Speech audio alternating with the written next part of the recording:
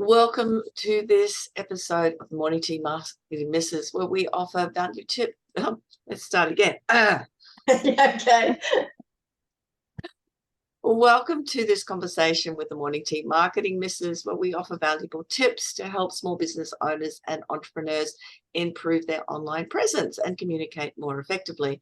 Your hosts, as usual, are Narelle Gaddy, Kate Smith, Jan Roche, and myself, Janeen Bosper. And we've been talking technology, and the other three ladies are the technology experts. I am the communications person, and I've been, over the last month, we've had great input into accessibility technology, and also from Narelle and Kate shared a whole lot of information on different visual types of technology. And then Jan, we're talking about website and getting our information out there and how the best way to do that. And all of those are all about communication. When we come back to that, it's about how we communicate with our market, isn't it? Yeah. We can be as fancy as we want using a whole lot of technology, or we can get back to basics and deliver the message in front of a room of people or one-to-one as we go along. So we may use technology doing one-to-one, and I do that a lot of that with my coaching through using Zoom, because people are from all around the place when I'm doing that. But it's still that personal communication which makes a difference, and really is very much in 2023 about communicating and getting to know somebody that I've said this for sales, and I've been teaching it for 30 years, that you know, like, and trust. But in 2023, it is more important than ever that it's the person that you are going to be dealing with, and how you build your individual brand and show yourself out there is how people are going to recognize you. As Kate said the other day, we've got 15 touch points, a minimum, that people have to be able to find us, how they see us and how they hear us, and how we communicate with them, whether we're using a whole lot of technology or not. My voice is a bit croaky because I've been presenting a lot. And I was somewhere the other day and somebody had a 10-minute presentation. They said, oh, I've created this whole presentation with a PowerPoint AI thing that they just put all their information in, and then it came out onto these PowerPoint slides. And what it looked like was all the information on their PowerPoint slides. It was just a lot of content on these slides without the personality, when I teach people how to put presentations together, because everyone knows their content, it's used images to create the presentation rather than just a whole lot of words, which is and I've used others where they've created images and they haven't been the right images, or they've been something that you've described, but they're not what they don't represent you. And this person said, oh, I haven't edited it all. I sort of looked at it and it was all correct. And all she was doing was talking about what she read off the slides. And I think we've done the Death by PowerPoint a million times. So looking at, okay, yes, I can use AI for a PowerPoint presentation, but is that the best way to represent yourself and to communicate your message with your audience?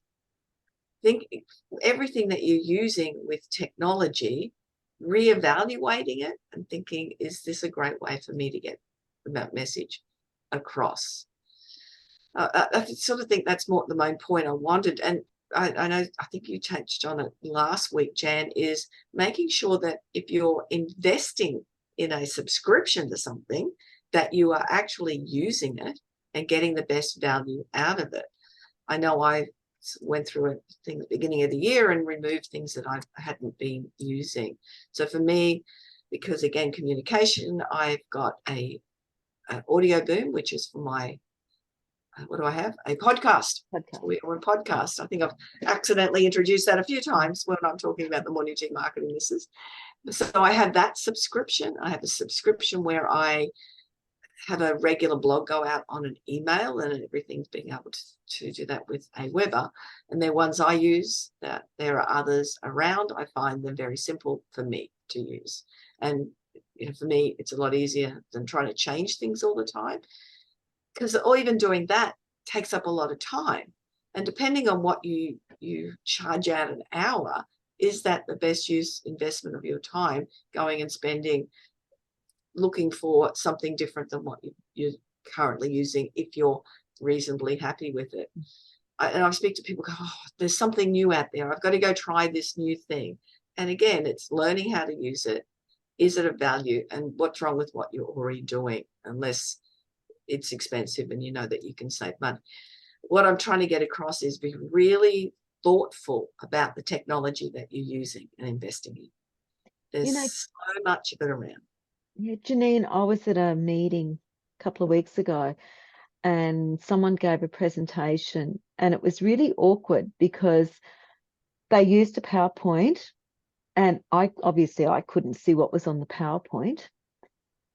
They spoke so quickly that I couldn't even really get a grasp of what they were saying, except the theme was AI and how to configure AI so that you could run a webinar without even having any input.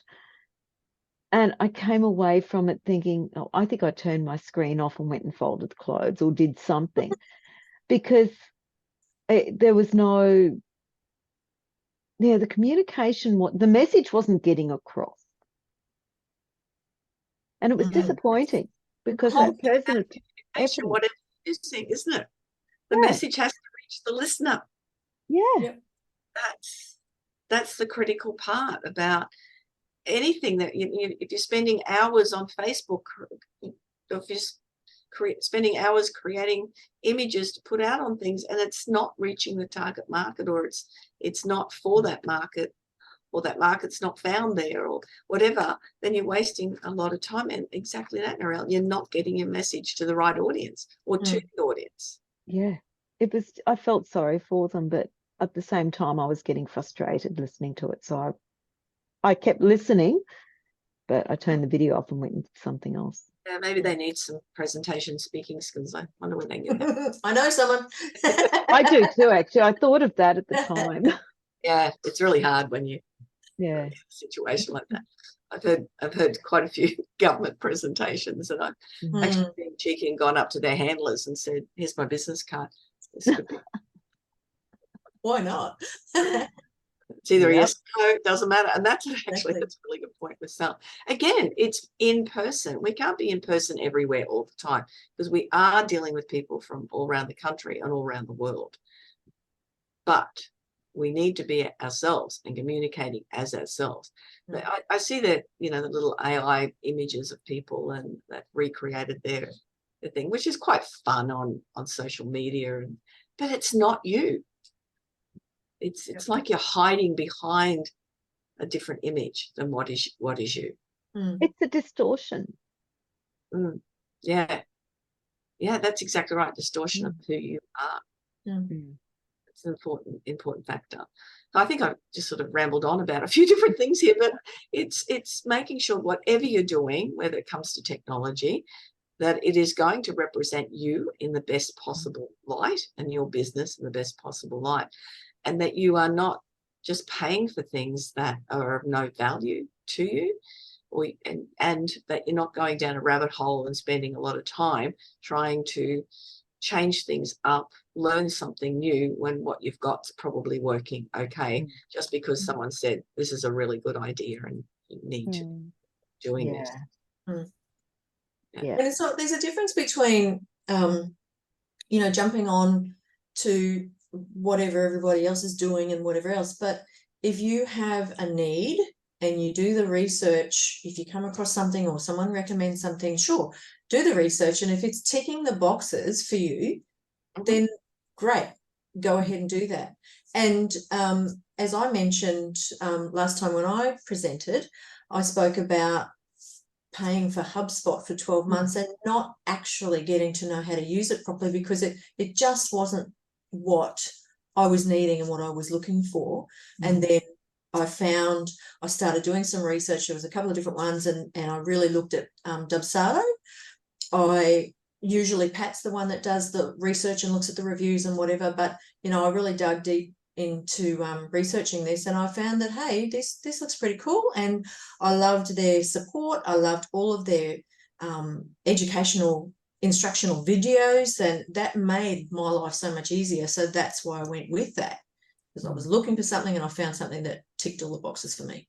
Yeah, and that's what it's got to do, is tick the boxes, Mm. be of value. You're not wasting your time and money, and that's such an important factor. Technology is meant to be there to assist us, as it does. We've covered a lot of topics of different technology that can assist us, but in the meantime, it also needs to be that we can utilize it and not take away from what we're doing, and what we're trying to create. Yeah. Cool. That was me on my rant. Thank you very much. Thanks, Thank Janeen. you. Yeah. Our topic for next month is all about following up. It'll be interesting how it comes in from the different concepts and our different spaces on following up. And we will look forward to you joining us on the next episode of the Morning Tea Marketing Misses. Remember, I say this every single time, go to our YouTube channel, subscribe. We would love some more subscribers. That way you won't miss a conversation, and you will also be able to, you will be able to share this with your friends as well. That's bye-bye from me, and bye-bye from, isn't it the two Ronnies? Yeah, the two Ronnies. All right. Bye-bye from Janeen.